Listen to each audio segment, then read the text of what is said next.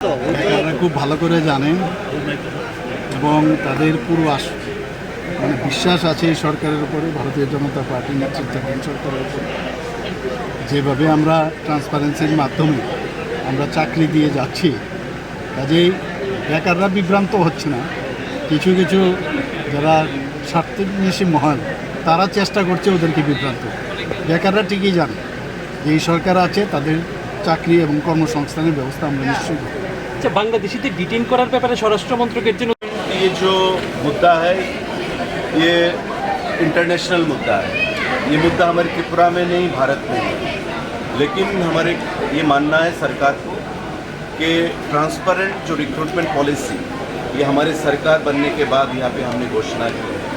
ये transparent recruitment policy के मानते हुए ये यहाँ पे एम्प्लीमेंट किया जाए।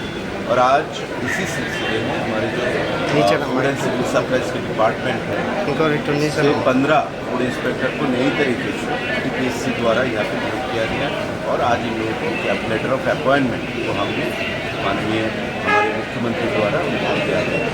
तो हमको ये मानना है कि आने वाले दिनों में हमारा सरकार का जो मुख्यमंत्री जी का और हमारे प्रधानमंत्री जी का जो ये इनिशिएटिव्स, ये ट्रांसपेरेंट रिक्रूटमेंट पॉलिसी को लेके वो हमें आगे लेके जाना है।